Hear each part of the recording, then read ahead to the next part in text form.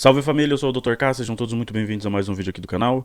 Hoje vamos falar aí sobre Flávio Bolsonaro, né, que se declarou, né, que tem um apoio do pai para se candidatar a presidente nas eleições de 2026 e em seguida disse que tinha um preço para desistir dessa candidatura, que seria ter o pai livre e nas urnas. Coisa que eu acho que está bem distante de acontecer, né? Mas ele ainda fala com, tipo, com um tom de ameaça, como se ele realmente representasse algum tipo de ameaça, né? Bom, eu vou falar que eu não sei não. A Michelle, por exemplo, ela tá melhor nas pesquisas do que o próprio Flávio, né? Então, eu não sei se foi uma boa tática deles, mas vamos ver aqui, né, o que o UOL tá falando sobre.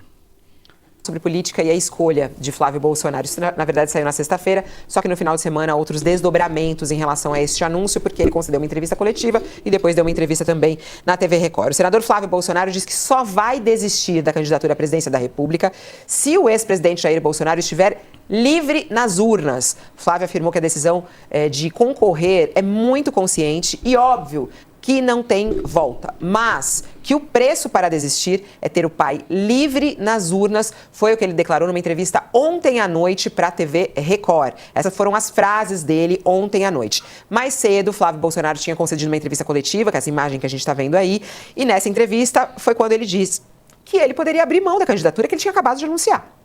Anunciou na sexta-feira que ele seria o candidato e no domingo, de manhã cedo, ele disse que ele poderia abrir mão da candidatura dele, que tinha um preço, mas não falou qual seria o preço nessa entrevista. Cara, será que a gente acha essa entrevista dele na Record? Se o da pré-candidatura à presidência da República, essa é a primeira entrevista exclusiva do senador Flávio Bolsonaro. A pergunta se impõe. Você disse que teria um preço para dizer que tenha sido... Cara, peraí. Porque a partir do momento... Nossa, o áudio deles estão horrível, mano. Eles gravaram o áudio errado.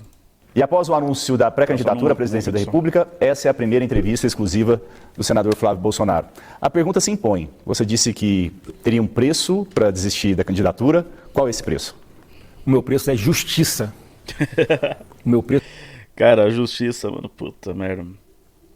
Justiça, mano, é exatamente manter o seu pai onde ele tá, mano.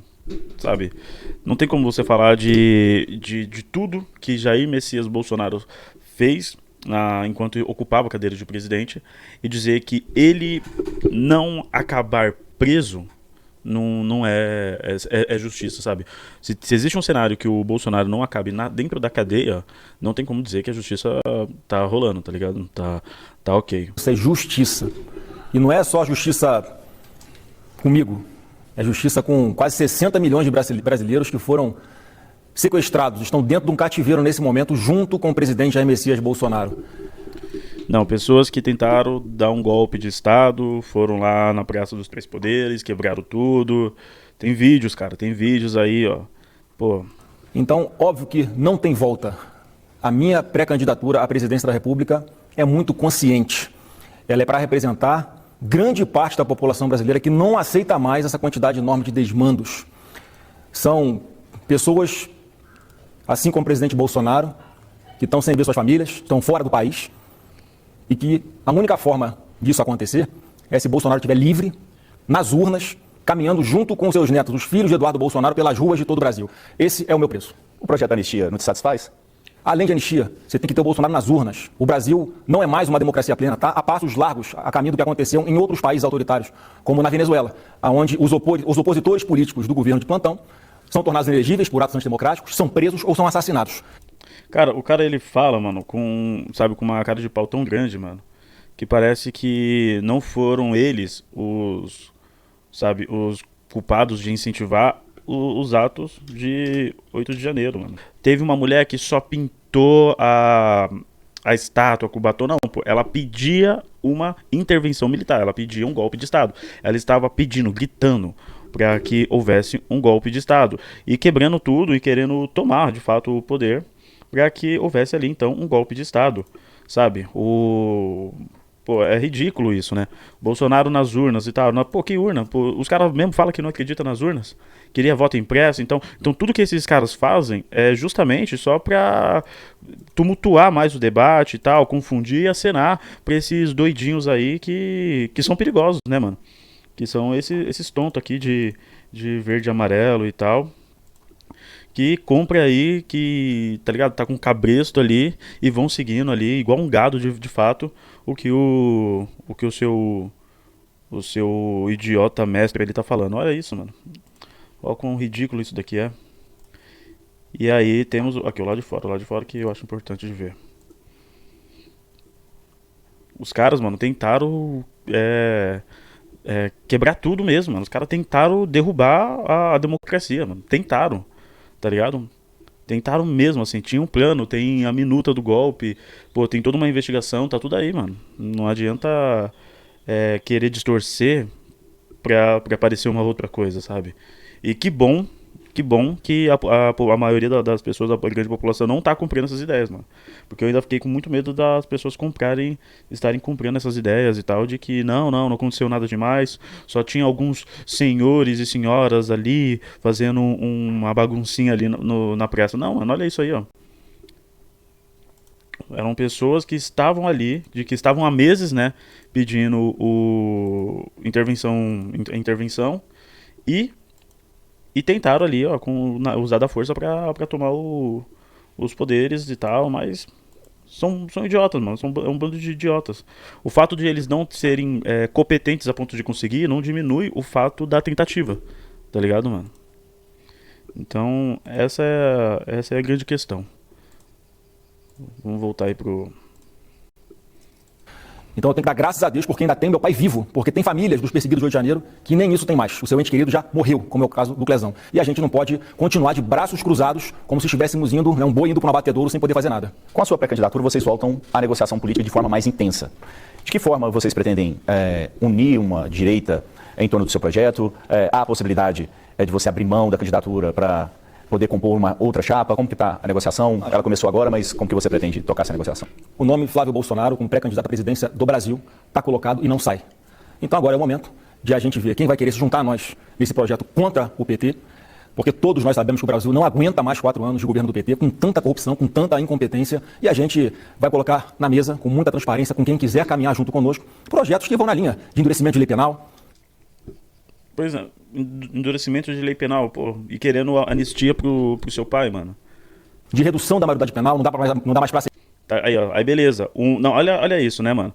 Um bando de adultos, velhos, adultos mesmo ali, de 30 pra cima e tal, a maioria ali, né, tentando quebrando tudo ali na Praça dos Três Poderes ali, invadindo ali o STF, invadindo o Congresso e tal. Todo mundo ali, pô, são só pessoas inocentes que não estavam fazendo nada demais, estavam só se manifestando. Jovens, sabe, menores de 18 anos já têm total ciência do que fazem, dos seus atos, por isso tem que tomar cadeia e ficar por anos e anos dentro da prisão. Enquanto você pede ainda anistia pra quem tentou dar um golpe de Estado.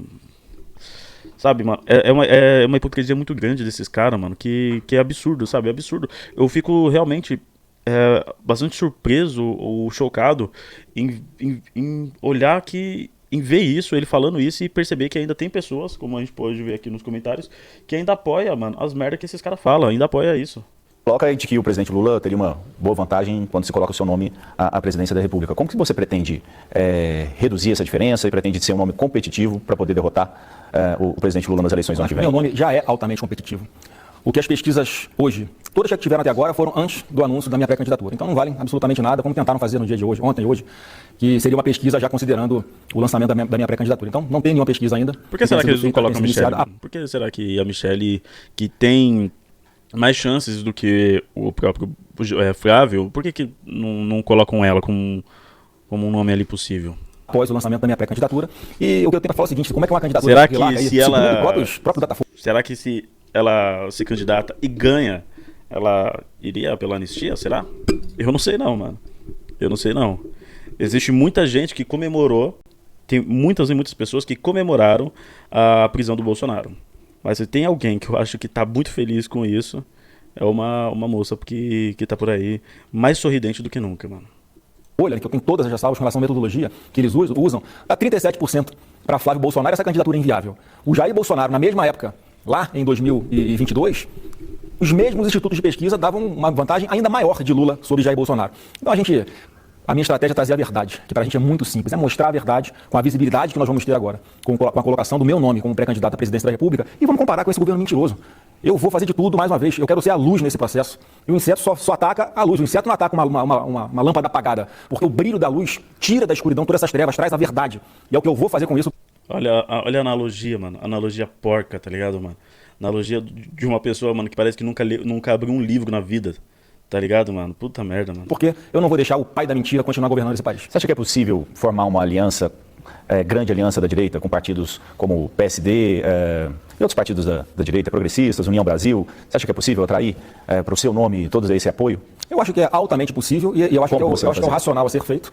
Mas eu vou fazer o convite com todos, respeito os partidos que estão colocando outras candidaturas neste momento. Não é o momento de tomar decisão de nada. Falta muito tempo para a eleição ainda. Acabou que as circunstâncias aqui que nós entendemos que era melhor fazer essa opção agora, até para dar um norte, não só para todo o Brasil, mas também internamente e para fora do Brasil, de que nós temos um projeto que é um projeto sólido, é um projeto irreversível e é um projeto de resgate do Brasil. E por acaso vai ser o Flávio Bolsonaro que vai colocar esse projeto na mesa e todos os partidos estão convidados a caminhar conosco. Se não for possível neste momento, respeito a todos, gostaria muito que todos já no primeiro momento estivessem junto conosco, mas essa é uma decisão que vai sendo tomada com o passar do tempo, sem ansiedade, com muita conversa olho no olho, porque o Brasil tem...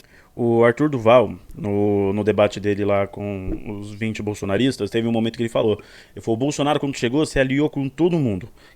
Se aliou com o pessoal do Centrão, se aliou com os liberais, com os conservadores e, em seguida, saiu traindo 1 a 1. O debate lá eu não assisti tudo, né?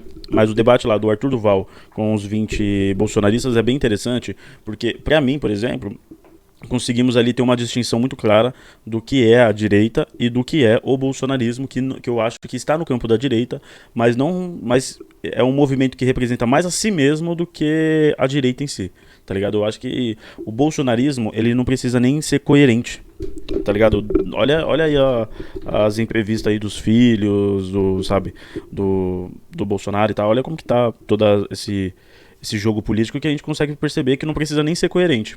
E a direita, ela tem uma ideia, uma ideologia, sabe? Ela tem uma proposta ali e tal. E é isso, o que o Flávio está tentando fazer é exatamente o mesmo passo que o pai dele fez ali no começo, de tentar se aliar com todo mundo que representa alguma coisa à direita. E em seguida, ele vai traindo 1 a 1 ali, porque o bolsonarismo, ele não se prende a um viés ideológico político. O bolsonarismo se prende à família Bolsonaro, logo é porque a política virou um negócio familiar da família Bolsonaro. A informação que eu tinha é de que o ex-presidente iria tomar uma decisão sobre quem representaria ele nas urnas no ano que vem, justamente só em 2026. Por que essa decisão foi antecipada? Eu acho que, na verdade, ele já tinha tomado essa decisão há algum tempo. Em diversas conversas anteriores, enquanto... Alguém tem dúvida disso, mano? Que ele já tinha tomado essa decisão? Porque seria um dos filhos dele? Alguém, ficou nessa dúvida? Sabe, alguns pensaram, pô, vai ser o Tarcísio. Sabe? Ou o Ratinho. Mano, todo mundo começou a se afastar ali. O que o Bolsonaro quer é a anistia. O que ele quer é sair da cadeia. O que ele quer é perpetuar esse poder político que ele tem. Ele ia arriscar colocar uma outra pessoa que não fosse os filhos sabe, como o sucessor dele. Pô, eu acho que foi exatamente um desses motivos aí que ele não colocou a Michelle. Ele estava em casa, inclusive, ainda, quando ele estava indo pro gabinete dele aqui no PL em Brasília. E a gente já vinha conversando bastante sobre isso, já era um cenário que a gente sabia que podia acontecer. Então, essa foi a 4ª vez, na terça-feira, em que ele me disse que eu seria o candidato indicado por ele. Então, eu aqui, na verdade, segurei esse tempo todo, porque eu falava, pai, você tem que ter a convicção do que você está fazendo. Você tem certeza? Tem a convicção? E terça-feira falou, tem a convicção e você tem que ser agora. E o trabalho que eu fiz, acho que foi conversar com o máximo de pessoas que eu pude antes disso se tornar público, porque a partir do momento que você tem a primeira, a segunda conversa, daqui a pouco é natural que alguém conversando com outras pessoas, não por maldade, acabe chegando a conhecimento da imprensa e muitas pessoas sendo pegas de surpresa, que eu não queria. Mas foi da forma que tinha que ser, então no momento certo, porque a partir de agora nós temos sim uma linha, a gente tem um norte, e eu vou ser sempre muito transparente, muito direto, muito objetivo em qual é o meu projeto. Mais uma vez, eu sou um Bolsonaro ponderado, eu sou um Bolsonaro centrado, mas eu sei ser um Bolsonaro duro quando tiver que ser. O projeto de vocês para 2026 sempre passou muito pelo Senado Federal. Isso vai continuar sendo uma prioridade, fazer a maioria no Senado Federal? Lógico, a presidência da República, para mim, é a cereja do bolo apenas. O bolo são os deputados e são senadores. Não adianta você sentar na cadeira de presidente da República se você não tiver a Câmara e o Senado. Então essa vai ser uma eleição mais do que nunca, que nós vamos insistir. E isso também, eu acho que os partidos têm que começar a colocar isso na balança, se vão inicialmente querer caminhar conosco ou se vão querer lançar os seus próprios nomes. Porque nós vamos para uma campanha, eu vou para uma campanha pedindo voto para mim, se eu for escolhido pelo partido na convenção. Essa é uma formalidade que eu tenho que cumprir, eu não posso falar que eu sou candidato, eu sou um pré-candidato à presidência da República. Então a minha campanha vai ser junto com os nossos candidatos a deputado federal, deputado estadual e governadores. Nós temos mais de 15 palanques de governadores de centro-direita, que não necessariamente estão no PL e que vão ser muito importantes, não só para o nosso projeto nacional, mas também para os projetos locais que nós comecemos a andar juntos desde o início da campanha. Tarcísio de Freitas, governador de São Paulo. Esse é o papel que ele vai ter? Talvez seja um dos principais papéis nas eleições de 2026, porque São Paulo é o maior colégio eleitoral do Brasil, é o estado com maior importância em questão vai de ficar PIB, pré-governador, então, né? Em geração de empregos, é uma potência, né? O orçamento de São Paulo só fica abaixo do orçamento da União. E o Tarcísio é um craque, o Tarcísio é o camisa 10 dessa seleção, desse time que nós temos, e eu confio muito que nós vamos começar a ganhar essa eleição lá em 26, a partir de São Paulo, com o Tarcísio no palanque, com a aprovação maravilhosa que ele tem, com o trabalho maravilhoso e bem avaliado que ele tem, o time dele ali qualificado, eu não tenho nenhuma dúvida que nós vamos partir de uma diferença ainda maior em relação ao PT nas eleições de 26 do que nas eleições de 2022. Então o Tarcísio é uma peça fundamental nessa engrenagem. Pô, agora não tá falando mais nada sobre fraude nas urnas? Ainda não chegou o ponto de começar a querer falar de fraude, de tal, porque, mano, as últimas eleições falaram que era só fraude, não sei o que voto impresso e tal, e agora quer o quê? Quer Bolsonaro nas urnas. Pô, mas você também não acredita nessas urnas, mano? Qual é o sentido disso? Tá vendo que o bolsonarismo ele não precisa nem fazer sentido, é só uma idolatria cega por um, sabe, por um idiota, mano, é que chamar de idiota, mano, é tão pouco, né, mano? Por um verme aí que sentou na cadeira de presidente e fez muita merda durante 4 anos, mano. Contato com ele, foi a primeira pessoa com quem eu falei, antes de começar a falar para outras pessoas qual tinha sido a decisão do presidente Bolsonaro. E comigo, ele foi absolutamente transparente, direto, pode contar, estamos juntos. Eu não vou ficar cobrando do Tarcísio que ele se manifeste publicamente, porque ele já falou por várias vezes que o objetivo dele é ser candidato à reeleição no governo de São Paulo. Após essa conversa, ficou pacificado que o governador vai disputar a reeleição e você a presidência da República? Como que foi essa conversa? Não, no meu entendimento, sim. Que foi o que ele sempre falou de público e o que ele falou para mim também, em particular. E ele tem essa consciência da importância do papel dele nessas eleições. E a partir do momento que o presidente Bolsonaro tomou esta decisão, e não foi uma coisa assodada, foi muito pensado, foi muito refletido, ele, como sempre fez, eu tenho a convicção de que ele vai seguir o feeling do presidente Bolsonaro, que é o mesmo feeling que levou o Tarcísio a ser governador de São Paulo, um carioca flamenguista que ninguém acreditava que tinha um perfil para ser. Ele não só se elegeu junto com o Bolsonaro, mas está dando uma aula de como governar um estado importante na nossa nação. Há uma disputa de protagonismo pelos bolsonarismo, dentro do bolsonarismo. Aumentou, também de protagonismo tanto seu quanto da ex-primeira-dama Michelle Bolsonaro. Como que foi a conversa com ela? Ela está satisfeita também em ter um outro papel dentro da disputa do ano que vem? Ela tinha aspirações de ser a candidata? Bom, em primeiro lugar, não tem nenhuma disputa por protagonismo dentro da família, né? Com Michelle, pelo contrário, minha relação com ela sempre foi maravilhosa, talvez a melhor relação junto aos outros filhos, aos meus irmãos. A minha relação com a Michelle sempre foi muito transparente, muito direta, a gente conversa quando tem que conversar. E ela tem um papel fundamental nisso tudo também. Ela simplesmente fundou a partir... Esse negócio da gente conversa quando tem que conversar é boa, né, mano? Tipo, ó, olha aí como a relação deles é tão merda que ele fala, né? A minha relação é muito boa com ela quando se compara aos outros filhos, né? E outro, a gente conversa quando a gente tem que conversar, mano. Olha isso. Junto aos outros filhos, aos meus irmãos. Então a minha relação com a Michelle sempre foi muito transparente, muito direta. A gente conversa quando tem que conversar. E ela tem um papel fundamental nisso tudo também. Ela simplesmente fundou, a partir de 2019, o maior movimento político de mulheres do Brasil. Não à toa, ela é a presidente nacional do PL Mulher, aonde ela vai levando a mensagem do presidente Bolsonaro, defendendo os mesmos princípios que ele trouxe de público. E foi esse movimento que o Bolsonaro iniciou, que despertou uma direita que era envergonhada em todo o Brasil. Então as pessoas têm orgulho de falar, eu sou de direita, eu sou conservador, eu defendo o livre mercado. E isso que a Michelle faz muito bem com o público feminino. Ela fala bem, ela se coloca bem, ela tem a sua credibilidade. Eu vou contar muito com ela daqui até o dia da vitória, que nós vamos estar juntos comemorando o resgate do Brasil com o Flávio Bolsonaro, se Deus quiser, eleito presidente da República. O que você tem a dizer às pessoas que, logo que o seu nome foi colocado, disseram, não, essa é uma candidatura, é um balão de ensaio? Cara, sinto que elas estão redondamente enganadas, não tem balão de ensaio. E eu não tiro o meu nome, a não ser na condição de nós termos justiça, como eu falei aqui, não só com o Bolsonaro, mas com centenas, com milhares, com milhões de brasileiros que estão sofrendo, angustiados, desesperançosos, com aquela sensação de quem tem a quem recorrer, o que a gente faz agora. Então, o lançamento do meu nome vem para resgatar esse brilho, para esquentar de novo o coração do brasileiro, para eles verem que tem esperança e que eu estou dando a cara a tapa e que não tem volta. Eu só vou parar no dia... A maioria dos brasileiros são contra a anistia. A maioria esmagadora dos brasileiros são contra a anistia. Não, só existe bolsonarista muito lunático a favor da anistia. A maioria, a extrema maioria é contra a anistia. Então ele falar que está querendo lutar pela anistia por conta dos brasileiros é uma mentira muito grande, porque pode ver aí, faça a sua própria pesquisa, pergunte para as pessoas aí quem sabe minimamente de política se deveria ter anistia ou não. da vitória, porque Deus vai abrir esse mar pra gente entoar o hino da vitória do outro lado e pra libertar o Brasil desse cara. Aí vai falar de Deus e tal, né, mano? Pô, aí começa a vir todo um lado religioso desses caras aí, que é muito podre, mano, de verdade. Obrigado, senador, pela entrevista. Bom, é isso, né? É isso. Vamos esperar aí cenas dos próximos episódios. Eu não sei se essa candidatura do Flávio Bolsonaro vai pra frente.